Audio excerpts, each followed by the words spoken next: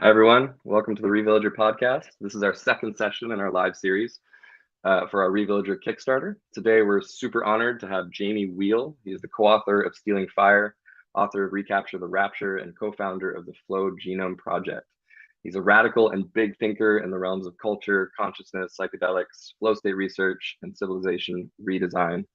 And we're super excited to talk to him today. Well, thanks for having me. Yeah, thank you for being here, Jamie. Really appreciate it. I also want to just introduce my co-founders are here as well. Santi Koturi. Hey, everyone. And Warren McKeag. Hey, everybody, great to be here. Awesome. So not everybody who's watching this may have read Recapture the Rapture, but it's been a huge inspiration for us at reVillager with how we've actually designed reVillager, how we've gone forth in really bringing it forth into the world. And we really want to dive into it. And so the first question I want to kind of start with is, a lot of people know you as the kind of leader of flow state research, the Navy SEALs flow state guy, yet you've journeyed on to becoming a culture architect interested in rapture ideology. And I would love to just hear from you. What was that journey? How did you go from, this flow state research into what is now a culture architect, for lack of a better word? Yeah, I mean, funnily enough, that was actually much more of a full circle. I mean, I went to grad school for cultural anthropology and then really zeroed in on utopian movements, visionary communities, always paid in it, and that's sort of back to the 17th, 18th, 19th centuries. Like, how did people do the weird stuff that we've done to try and move culture forwards? So spending time in flow state research and science and training was much more just a continued curiosity about the transformative power of peak states, right? When, sort of what Mircea Eliade, the religious scholar, called techniques of ecstasy, right? And it was just a curiosity as to, like, oh, wow, peak states seem to be long on information. You tend to make more lateral connections. You tend to perceive more of what's around you. You tend to access both physical and non-physical sort of caches of data, as it were, but also very strong on inspiration, right? We come back hair on fire, super motivated. The technical term that Mihai Csikszentmihalyi at the University of Chicago defined was just autotelic, right? These peak states or flow states, or however we're getting to them, are often autotelic, which means they are sort of self-propelling, self-compelling. We can't help but want to do them for their own intrinsic value.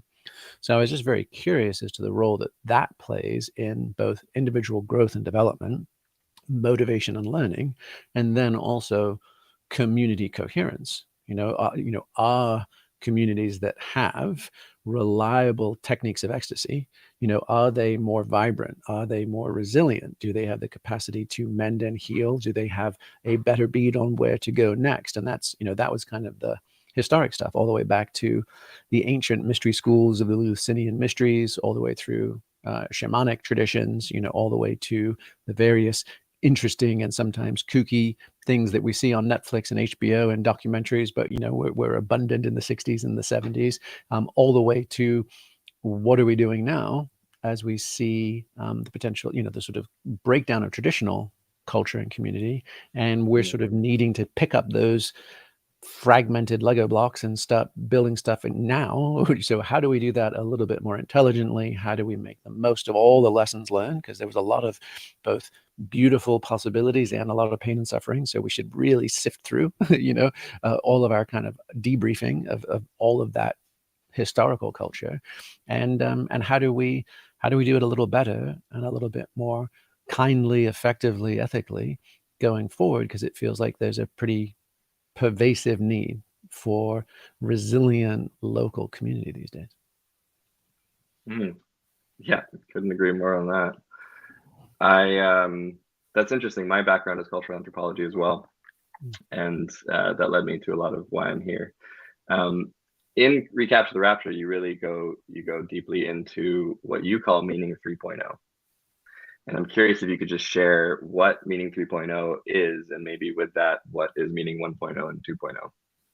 Sure. I mean, just really the simplest sense is that, for 10,000 years plus, maybe up to 100,000 years, we basically lived in our tribe and clan, and we deferred to a priest, a shaman, an elder, someone who was the sort of bridge between the supernatural world and the natural world and the realm of humans.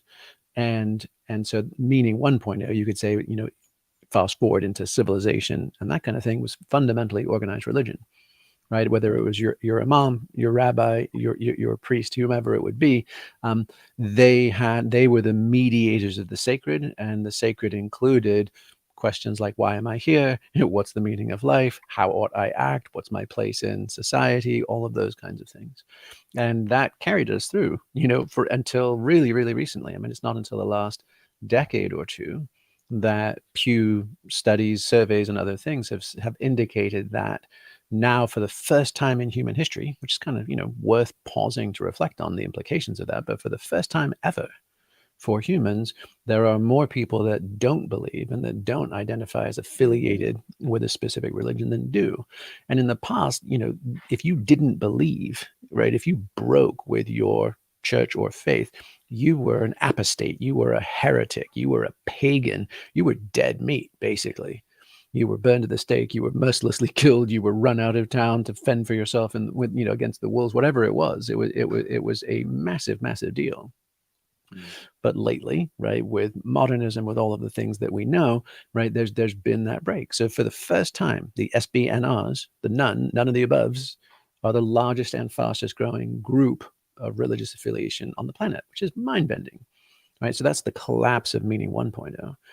The last 3, 4, 500 years, depending on when you want to start the clock, also introduced meaning 2.0, which was, Descartes, rational scientific materialism, all of those sorts of things, which is like, this is true, right? Because we can test it, we can validate it. It also included civil society, private property, democracy, a host of other sort of advancements or developments. And for a long, long time, that's where most people assumed we were all heading after meaning 1.0 collapsed. And you've got the new atheists like Sam Harris and Christopher Hitchens and others, back in the day, sort of 2007, 2008, speaking about that, and that's the kind of whole skeptical, modern scientific version of religion is the opiate of the masses. That was all for that. Those were for the gullible folks. Now the scales are falling from their eyes. They're going to leave all of that superstitious claptrap and join us in modern liberalism.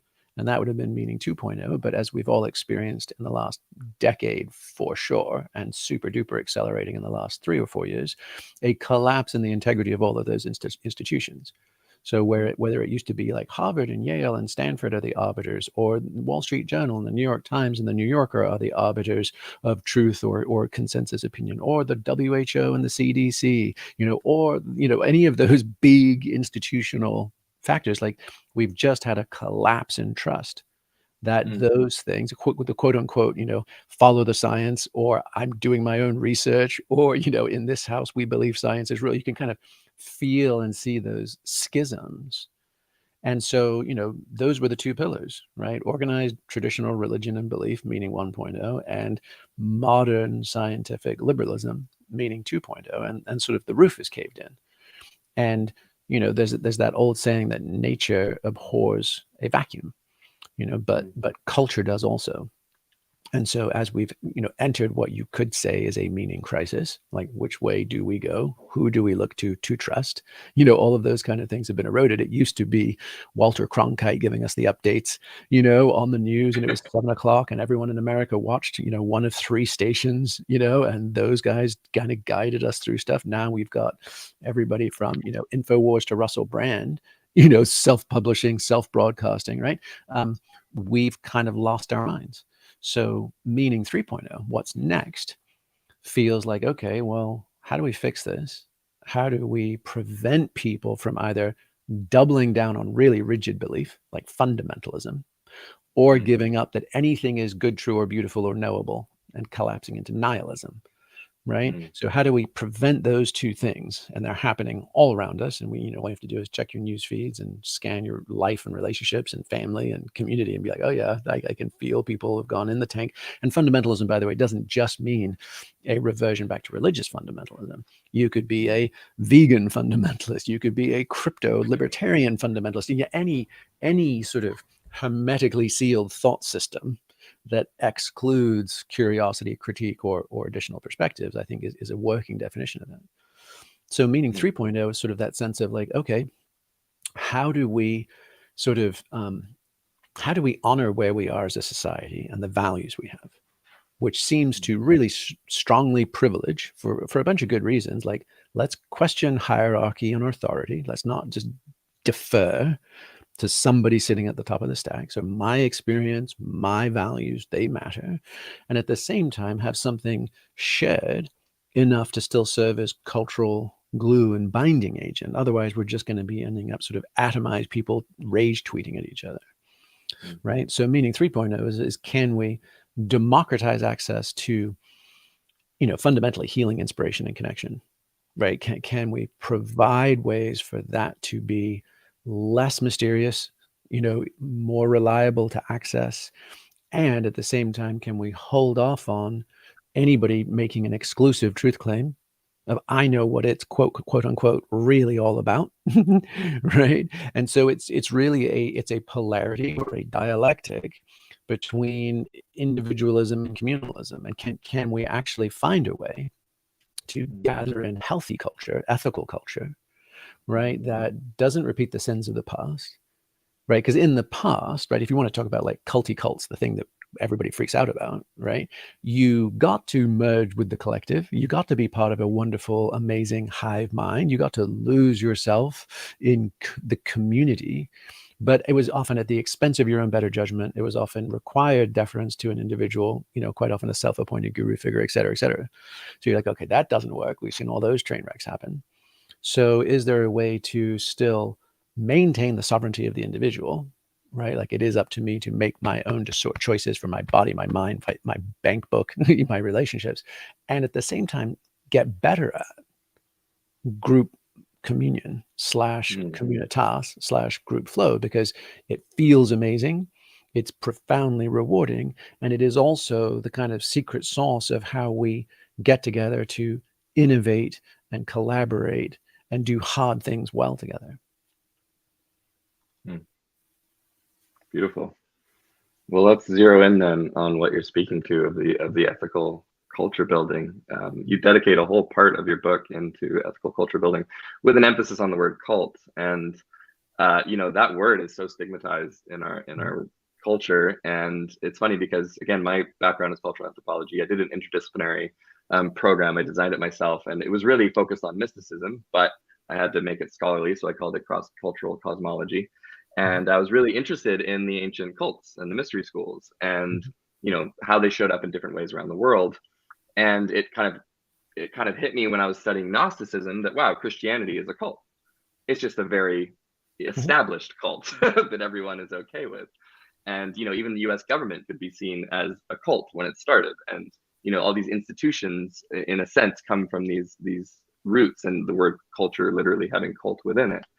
And of course, then it got a hugely bad rap over the last 100 years for good reasons, and you speak to that in the book, some of the culty cults, the unethical cults. And then it feels like there's a resurgence now with the kind of social media online cults that have kind of grown out of this polarized tribalism, QAnon being an obvious one. And people are talking about these cults again. And it seems like cults sort of show themselves in a time when there's the most confusion, when there's the most polarity, because people need meaning. They need somewhere to look for some sense of the world. And again, I don't see cults as a bad thing in and of itself, but I understand the fear of the culty cult, and being in an intentional community. A lot of people, as soon as you say I live in an intentional community, they immediately assume cult. Oh, you live together and you share values, or you all believe in some kind of a higher power, even if that's just literally the land and nature. People assume you're in a cult. So my curiosity here is how do you go about building an ethical cult? Mhm. And maybe with that, what are the pitfalls of the unethical cult? You talk about the toolbox. I'd love you to just elaborate on how you feel. What is the blueprint for the ethical culture? Sure. Yeah, and I mean, going back to kind of word origins, because I'm always a geek for etymology. Like I don't really feel like I understand a word until I understand where it came from and what its roots are. And cultus, as you said, culture comes from it, but also the closest translation is just to worship. So you realize that there's loosely kind of three buckets of what type of cult are we talking about? Because, in any academic setting, in comparative religious studies, people talk about mystery cults, they talk about wisdom cults, they talk about, any of those things. And it just simply means a community of practice, right? Gathered around a shared reality and or initiatory experience, right? And so Christianity, before it became a state-sanctioned religion with Emperor Constantine, was a cult. Dionysian cults, cults of Kali, right? All sorts of things. The Native American or the peyote cult, right? Which is what the Native American church was called in the late 19th century when it came about. Those are accurate descriptions. Those aren't pejoratives. They're not saying something's wrong there. It's and the function of the traditional mystery cults, we'll call them that, was subjugation of the self to a lineage, an intergenerational lineage of practice. So you came, you bowed down, you were a supplicant, an applicant, you wore your robes, you were given a new name, whatever the process was, but you were bowing down in the face of multiple generations that have come before you. If this is how we do this particular thing, this ritual, this practice, this community. And that worked for thousands upon thousands of years. I mean, the stat that continues to blow my mind is that the Eleusinian mysteries, which were central to ancient Greek culture, persisted for over 2,000 years. And that's with rise and fall of empires. That's, tons of, massive amounts of upheaval and change in 2,000 years. I mean, that puts us back to the birth of Christ from us. So imagine that entire time, there was an intact mystery school that had persisted. You're like, how the hell do you do that? Right. So there's something very profound and useful there. But in the 20th century, especially sort of post World War II, that really broke down. And as East-West travel, sharing of ideas, all that kind of stuff happened, you had more and more both Eastern teachers / gurus break from their traditions and then come to the West, or Westerners traveling, the hippie highway to India, Nepal, wherever, and having this crazy cross-pollination. And many of those teachers explicitly broke with tradition. They said, I might have been raised Hindu, I might have been raised Buddhist, I might have been raised Jain, whatever the tradition was, but actually, I don't sign off on that anymore. And I'm not subject to checks and balances by my elders, by that lineage. So now you had the era of culty cults showing up, which was still that subjugation of yourself, but it was no longer bounded or protected by the lineage, right? It wasn't elders living and dead, and it wasn't anybody to check yourselves before we wrecked ourselves. It was just a self-appointed God, man, or woman. So you subjugated yourself to them, and they were as reliable or unreliable as they were. And we all know the stories. Many of them were, total train wrecks around sex, money, power, psychological domination, abuse, whatever. And many of them, interestingly, didn't start that way. They started out with somebody who really was a bright light. They were actually innovative. They were bringing some new chapter to the spiritual tradition or whatever it was. And it was only as it grew, as there became more people, more psychic attention, more economic impacts, more, just more and more, that things got really bent. So I think the question is for us is, what's the third way? Is there a way forward that allows ethical culture to take place, right? Where you're not subjugating yourself to anybody. And at the same time, we are finding ways to create that collective coherence. And can we use everything from, updated models of psychology, and anthropology to design these things a little better going forward? Because, your entire reVillager project, right, is fundamentally about attempting to create ethical cults. These are small culture of community. And so people can do the drive-by cheap shot of like, oh, you guys live on the land and you have potlucks on Sunday, so it must be culty. But what they're really asking is, tell me why it's not. Soothe my fears. And are there ways for us to do this that don't involve going off into the ditch in the same places that are so well worn? I guess a question I have that comes up there is, after seeing, generations and generations of kind of a tyranny of authority in these past ways, especially in Meaning 1.0, where religious leaders demanded authority and exercised authority, and then kind of in the breakdown of that, it feels like right now we're kind of in a tyranny of individualism and tyranny of subjectivity, where people lack anything to anchor truth on besides their own subjective experience, and it's really disruptive in culture. And I'm wondering how you see like current identity politics and all of that swirling around as a tyranny of subjectivity, and how we come back to collective truth making. I mean, there's 1,000 ways to respond to that. I mean, I think the simplest is, yeah, you're right. We are all, I just wrote an essay about, like, we're all like potted plants, right? And we actually need to kind of get out of our plastic shells and reconnect in a sort of ecology of relationships. We take our stand in a stand of other beings. And much of our anxiety and depression and loneliness and substance abuse and all of these things are often just coming from the fact that we're not holding and supporting each other, and we're not connected to a network or meshwork of relationships and relatedness. So, of course, anybody who cracks the code on that, it's like water to a wanderer in the desert. We will lap that up because we are missing it so acutely. As far as the cultures of sort of hyper individualism, it absolutely, I mean, there's a long story there, but just one cut is that, in the 20th century and into now, especially in the West, and extra especially in America, which sort of sets the stage for many of these trends, especially coming out of amplified by Silicon Valley tech platforms, is a culture of immediacy and individuality and instant gratification and materialism as surrogate for salvation or redemption. And that goes back to the prosperity gospel in the late 19th century. That goes back to the warped origins of modern marketing, which was literally founded by like a literal honest to God snake oil salesman and 2 failed preachers. And so literally like the 1910s to 1920s, all the way into Mad Men, in the 50s, all the way into now, was that whole sense of like, you don't have to come and get communion, or fall down on the floor speaking in tongues to be saved. You can be saved by buying the right washing machine or the right car or living in the right new suburb or whatever it would be, the new watch. And so we fused redemptive religious yearning with material consumption. And that was always conditioned around you, individual, can have anything you want right now.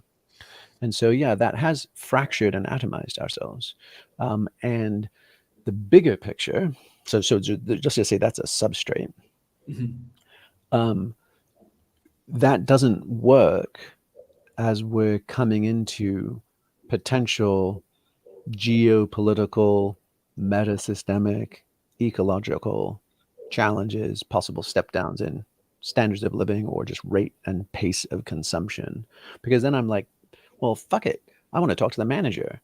Like, I was promised mine, and I was promised it now. So that's just how our nervous systems and our desires and our appetites and even our psychologies have been trained for over a century through a relentless barrage of nonstop marketing information. So we've really been conditioned to become really self-oriented, self-absorbed, really materialist, really consumptive, and pretty fragile. So, if you throw in to then now, like the social justice movement, right, which in its ideals is unimpeachable. Like everybody, no matter what, no matter race, color, class, creed, orientation, persuasion, expression, should be entitled to, right, the same care and concern, and the same ethical, social, political, economic rights and responsibilities, life, liberty, and the pursuit of happiness, regardless of ... And just our list of what we list there has just got a little bigger in 300 years. It's beautiful, right? Really, you shouldn't have any halfway decent person disagreeing with that. But it's being poured into that foundational layer of I, me, mine. And if you take a look at the differential between, say, the civil rights movement of the 50s into the 60s, right, compared to the social justice movements of the last decade, there is a material difference. And what I would propose is that, and that there's a notion in like Jewish Kabbalah of kind of like soul development. And it's very straightforward. It's just that there's a pre-tragic phase of life, right? Where you think everything's going to work out for you. You're going to grow up to be an astronaut or a president or marry Prince Charming or Sleeping Beauty, right? At some point, you get that ripped out of your hands and trampled in the mud, and then you enter the tragic phase of life. Nothing's going to work out, right? This sucks. This is, and all I see is injustices, imbalances, hard luck, etc. And then a smaller chunk of people make it to the post-tragic, which is, it may not work out for me, right? But I keep going in the belief, in the faith that it ultimately works out. And that you could package and basically say that was what Gandhi embodied as satyagraha, truth force. That's what Martin Luther King expressed. He translated that and translated into soul force, right? And if you go back to the 60s, right, in the civil rights movement, it was a highly spiritual, I mean, all of the protest songs, all of the march songs, like that, they were drawing deeply on the Southern Baptist, African-American, religious, Christian experience, all of that kind of stuff. But somewhere between there and here, that broke. And civil rights culture went from that, we shall overcome, right? Like making it to the promised land. How long? Not long. I may not get there with you, right? Like those kind of things. I have a dream, right? Those kind of transcendent post-tragic moves into, in between, we had the era of kind of, Beyonce, Barack, and bling, right? We had that sense of like, especially in African American culture, right? In Black American culture, we had a change. If you go back to 60s and 70s, soul and funk, there was still a quite strong cultural element, expression, continuity with that civil rights movement. It went instead to materialism, individualism, and a sense that we were in a post-racial nation. Right, the Barack is president, and Beyonce and Jay-Z, right, are billionaires. You're like, okay, but then as we entered another phase of the tragic, right, you had both sides of our political spectrum. You had on the one hand far right MAGA land being like, oh, you Rust Belt, blue collar, hillbilly, Appalachia, whatever you want to take as that kind of quick gloss of like working class white Protestant America, you're no longer on top, right? You're seeing a world that's rapidly overtaking you. You're losing industries, you're losing jobs, your towns are shuttered, you've lost dignity, you've lost social rank, and there's all of these uppity brown folks coming in, cutting in line, entitled to things that you don't have, all that kind of stuff, right? You're entering the tragic of like post-NAFTA globalization, and people are like, this sucks, I hate this. And then you end up with demagogues saying, it's not your fault, it's their fault. And I'm going to promise you a return to the pre-tragic, where you got everything you wanted, right? And the same thing is happening on the far left, where you're like, we get into the realities of a post-racial America that's actually still got those fault lines. This is the 1619 Project. This is all these commentaries on, hey, man, I don't think we're out of the woods yet on the legacy of genocide and slavery, right? Like those are still very real and we can feel them still. But then you had, instead of the MLKs or the Gandhis being like, hey, right, there is a post-tragic place for us to go, you had people stumping and promising, disconnected, discombobulated people feeling a lot of anxiety and pain, a promised return to, you're going to get yours.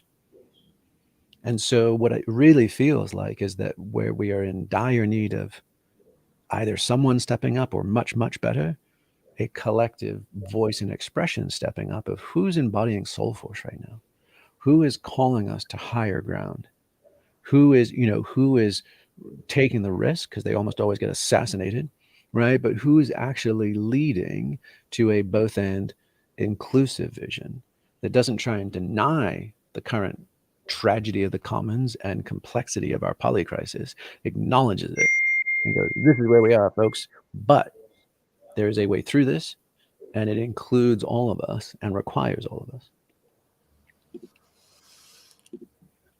I love that response. And I guess a follow-up question is, when you talk about the polycrisis, would I be correct in summarizing that that's kind of the application of industrialization and automation and information technology to this tragic state, and an exploitation of this tragic state? So it's kind of like all of our best tools responding to our worst elements of our nature. And if so, how do you see a transition to applying all of that knowledge, all of those tools to this post-tragic state, to a more hopeful, united state for people? Well, just say that again. I wasn't quite tracking.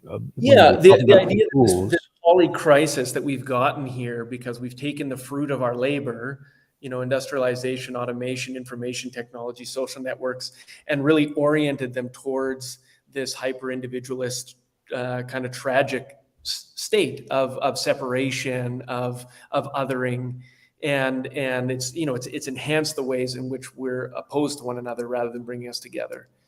And I'm feeling in my own culture the acceleration of the disconnection, the acceleration of people that are just disenfranchised, and wondering if Meaning 3.0 is going to, if you see ways that we can apply all of this collective knowledge to this post-tragic state of coming back to hope and collaboration together. I mean, who knows? We shall see, right? It's amazingly complicated. And to that, I mean, bookending it, like, one is, I would say, if you really want to talk about root causes, I think it's the fact that 1820s, whenever it was, we Pennsylvania, we figured out how to set fossil fuel dinosaurs on fire, and we unleashed millions of years of buried starlight, and we've been on a century-long coke bender ever since. And that coincides with going from 1 billion people on this little blue marble to 8, trending to 10. So that's a mess, right? And one of our colleagues, Nate Hagans, who does a lot of energy analysis, is basically like, we are enjoying the material abundance and like just literally the ass busting labor of the equivalent of 500 billion petroslaves right now. So like, if we think our lives are pretty awesome and we don't live in little huts anymore and we zip around in our Teslas and and fly and hop on planes on the weekends, that is 500 billion humans equivalent labor. So this is like being the owner of a massive slave plantation. This is like being a Raj in India in the 19th century. Like, we are all that right now. And everything else is a side effect or consequence or knock-on effect of that carbon boom. And then on the other side of the bookend, cheery stuff, is AI that everyone's talking about, right? And our buddies Tristan Harris and Asa Raskin, who are the founders of the Center for Humane Technology, they were behind that Social Dilemma documentary that most folks saw on Netflix that was about social media, are pointing out some of their serious concerns about the structural elements of AI, not specifically like, when will it be conscious and will it do a nuclear war and those kind of stuff, but just like, hey, here's how it lands and operates. And one of our mutual friends, Daniel Schmachtenberger, just did a fairly considered piece where he's like, look,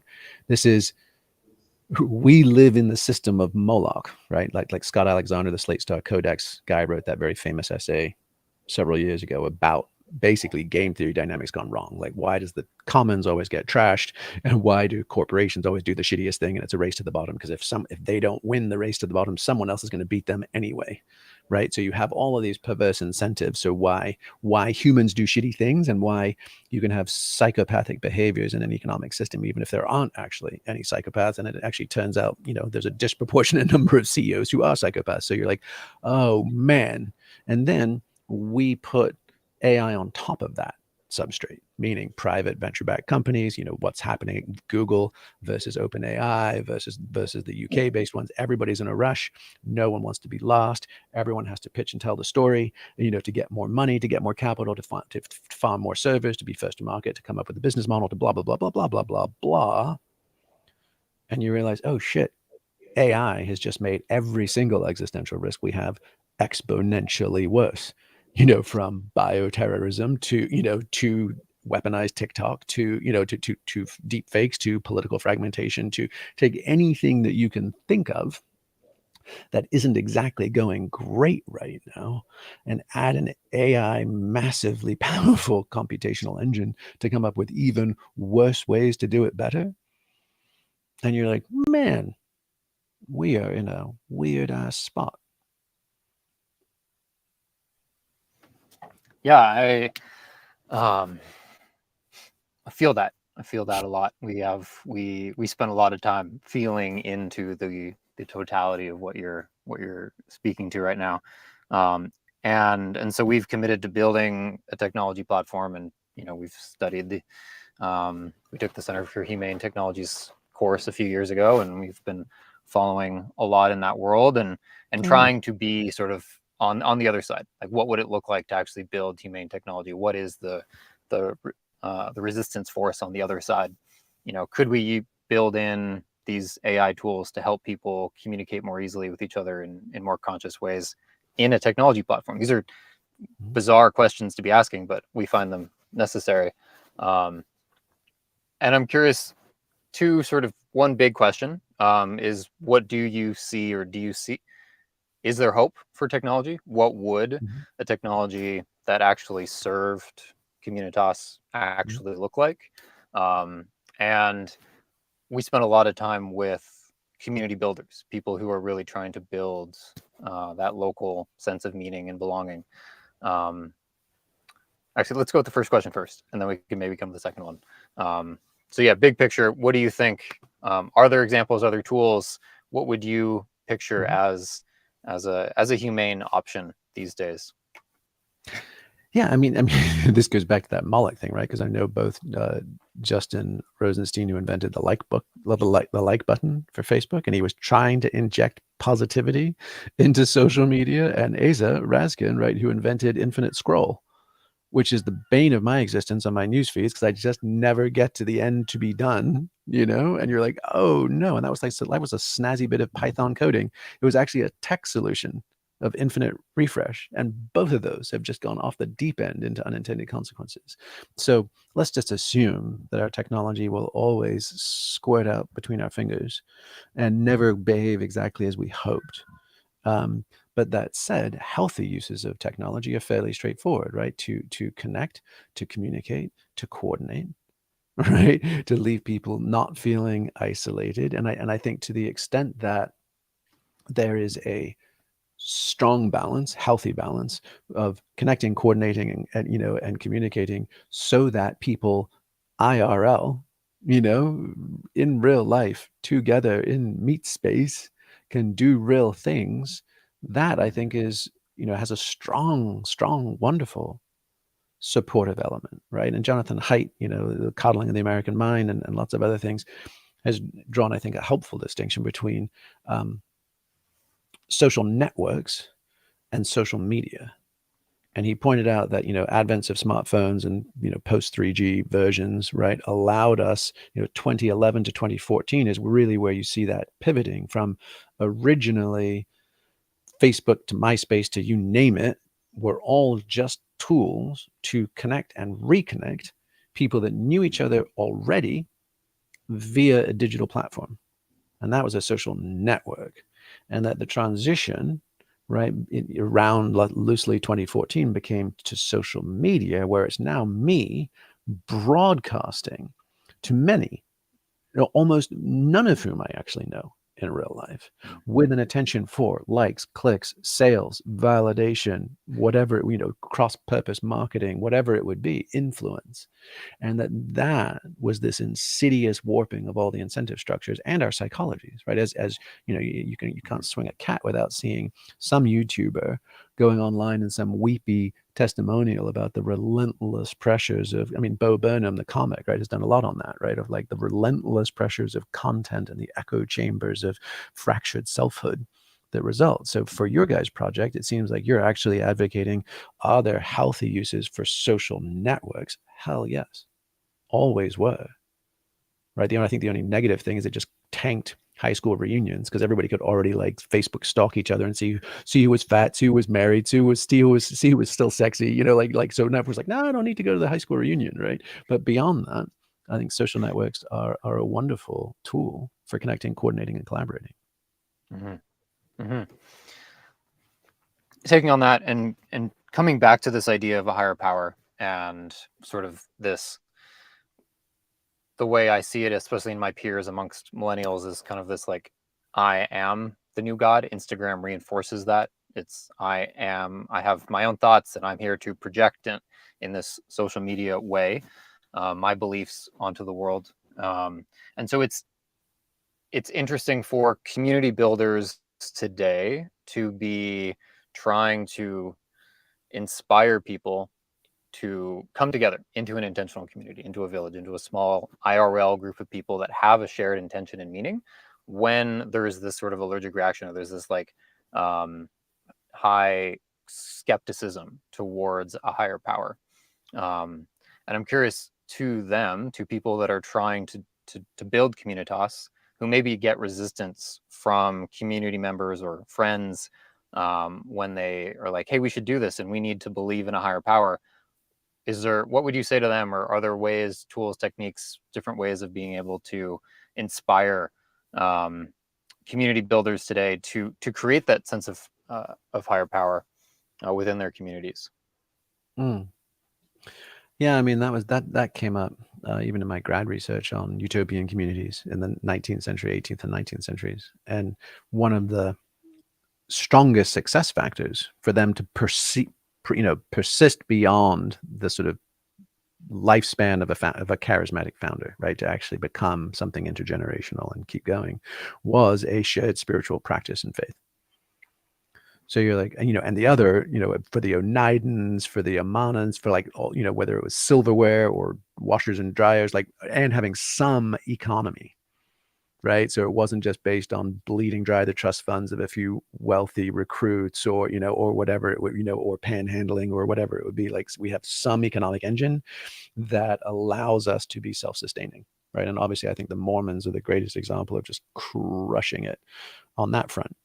You know, they both they had that shared sense of power, higher power, and therefore a social political authority structure that came off that. We're going to organize all of you to dig ditches in a desert, right? Super hard manual labor, but they were able to coordinate via access to ecstatic experiences, you know, in the temple, in church, in worship. And then obviously had their economic engines, because they weren't, at least back then, they weren't drinking and fornicating. So you take those two things off the table and you got all sorts of extra spare time and initiative, right? So they did a really good job of it.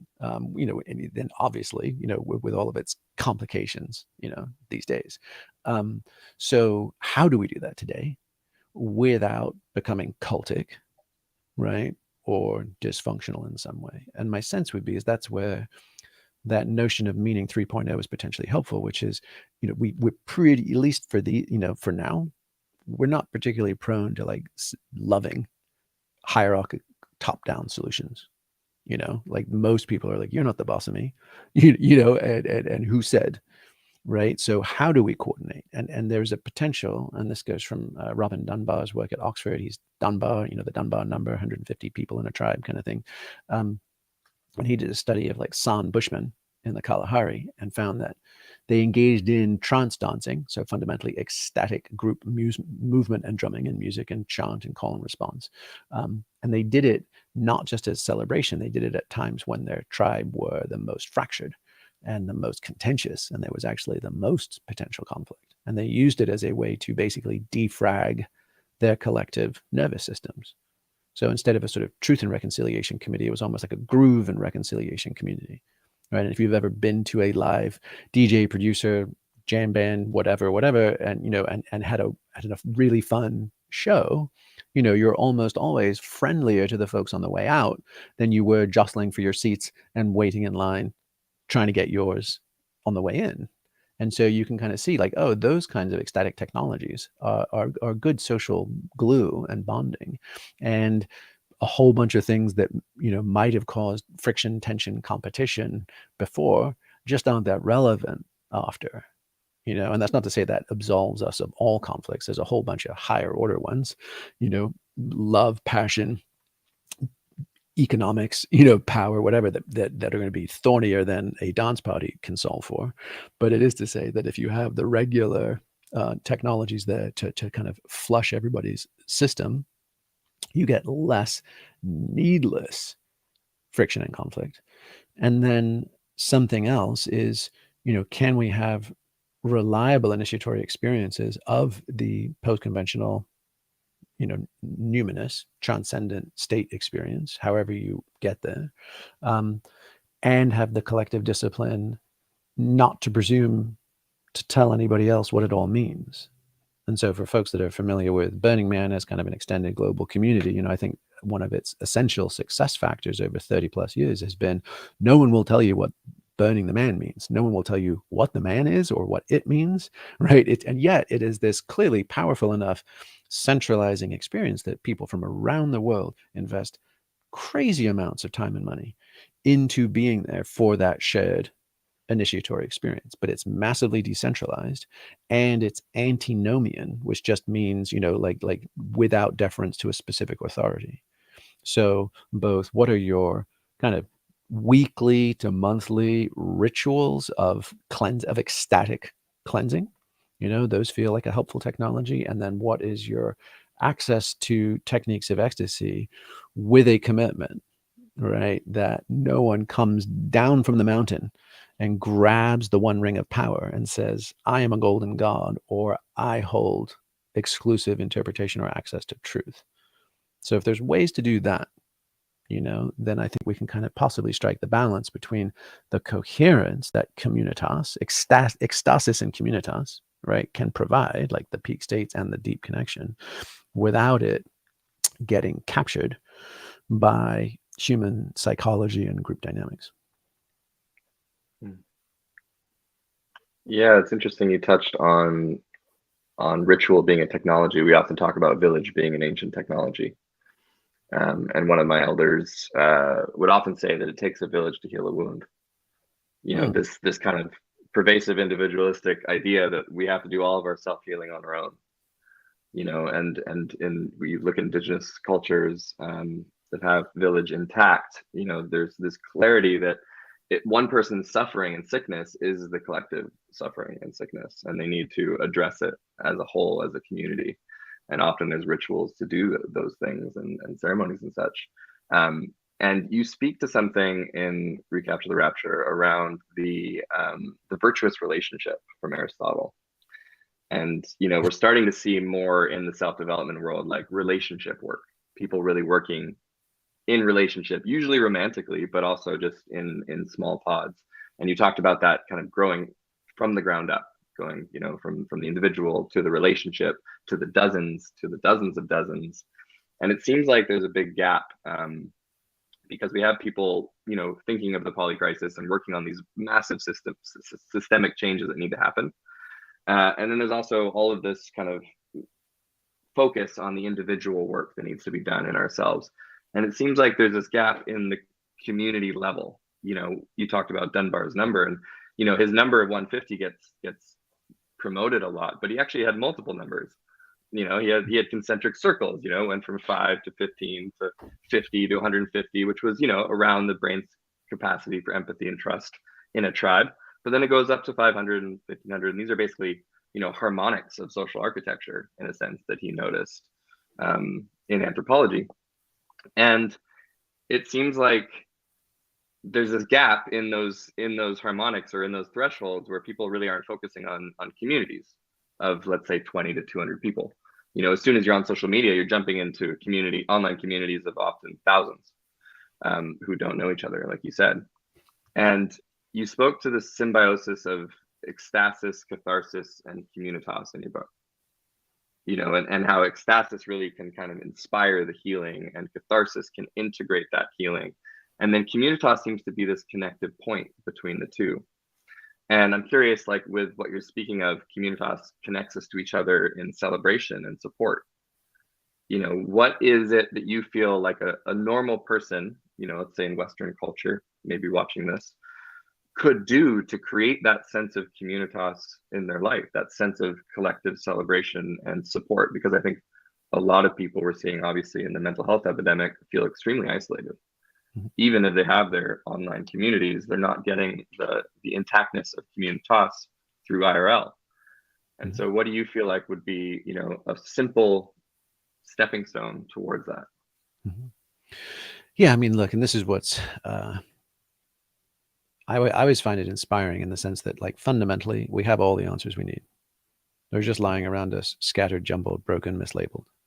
So humans have been doing the human thing for a really long time, you know, hundreds of thousands of years, and most persistent anthropological structures are the places to look, not what's new, gee whiz, and shiny. So, for instance, you know, gardening together, community gardens, neighborhood gardens, CSAs, whatever it is, like just tilling the soil together, amazing. Training in combat, like martial arts dojos, amazing. Slash dance, slash yoga, slash anything where we are moving in coordinated fashions together, amazing. Music, percussion, rhythm, like so rhythm, melody, voice, phenomenal.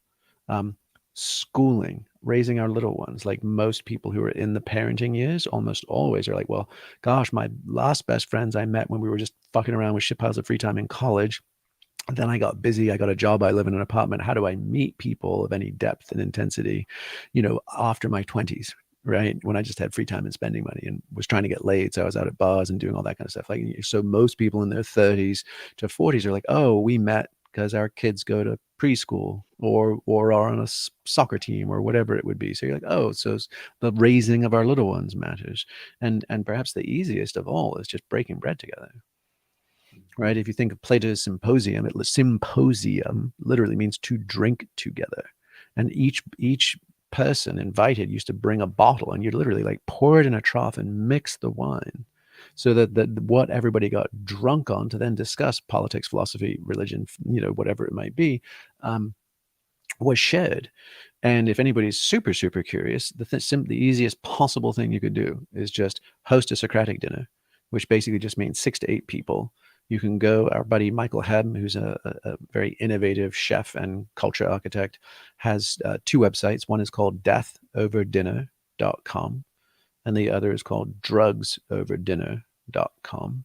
And you can go there and you just basically, they've got pretty cool little engines like, why are you interested in death? Do you have an end of life diagnosis, someone in your family, philosophically curious, whatever it might be?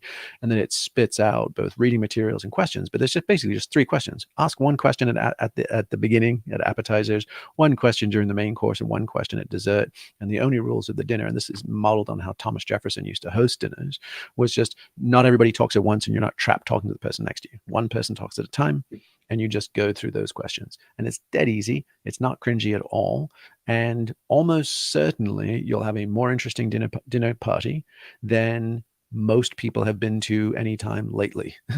And you're like, let's just do that. Let's just do wacky potlucks around a cool theme. And once you've seen Death Over Dinner and Drugs Over Dinner, you see the structure. We've done for our own community, we've done sex over dinner, God over dinner, grief over dinner, hope over dinner. You know, you realize, oh, I understand the structure, and now we can design our own infinitely. It's like Pictionary. And there's no shortage. So just like host one of those a month. See what happens. You know, start by starting and always look back to what is the timeless stuff that humans have always done. You know, we've made music and we've sung songs and we've grieved and we've raised our children and we've grown our food and we've broken bread and we've moved, and just pick them and mix them and match them and you'll have tons of fun. I mean, look at Soul Cycle, right? Soul Cycle did that. You know, what was it? It was like some weird self-help, vibey, candlelit, positive affirmation on a goddamn stationary bicycle.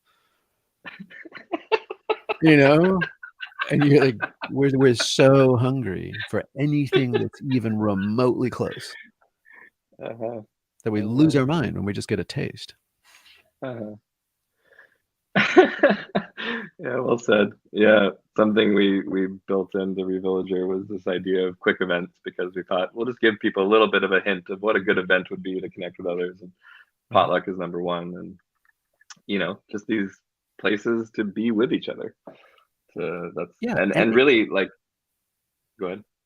Well, I mean, and don't forget, we're all still transactional, energy hungry, metabolic animals. So if you're going to solve my problem of what do I eat tonight? Like you've just met a base level need with this, maybe transcendent. We're trying to create group flow, communitas, aspiration. But if you're double dipping on that stuff, you're always going to be more successful. It's like butter in your coffee. Like, who wouldn't want like heavy whipping cream on my Frosted Flakes? Tell me more. Plus caffeine. Yes, I'm in. Right. So you realize that, what's the secret to these growth engines? If you really want to do viral culture architecture, always play to the base, and then add the more aspirational stuff on top of deeper required structure. Mm.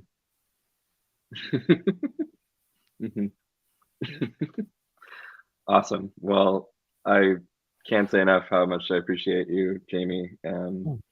All of your ideas, taking some really complex things and breaking it down into simple ways that people can understand it, and also giving people the toolbox to integrate it. And again, we've been hugely informed by your work and are trying our best to help bring that to people in a way that's fun, that's easy, an on-ramp into communitas, essentially, and an off-ramp from social media, if possible. And yeah, it's just been an absolute pleasure to connect with you. And Santi and Warren can say their piece, but I also just want to mention that we're in a Kickstarter. We're 6 days in. We're at 60%, so we're doing really well. Nice. But we need all the support we can, and we're hoping to fund the next levels of this project, which really go much further than what we have now. And we'd like to build our team and support this community that is reVillager. So thank you for supporting us in that, Jamie. It means a lot. Yeah, well, please send links to that stuff, because I'd love to push that out to our community and just say, hey, by the way, these are good homegrown humans, and they are taking an honest swipe at, again, letting 1,000 fires burn, right? We have no idea what's going to work. We have no idea what's going to get us through the constraints and challenges of the next 100 years. But we do know that people together, coming from joy, play, creativity, courage, like we know those are core ingredients. And meanwhile, we just want to encourage everybody to get cracking on what's uniquely ours to do, and then share the triumphs and disasters, because there'll be, there'll probably be more of the latter than the former, but we all want to double down on what's working, and we don't know from here, so we have to try, and you guys are starting, so thank you. All right, fellas. Thank you. Be well. Good. Thank you very much. Thank you, Jamie. Thanks, Jamie.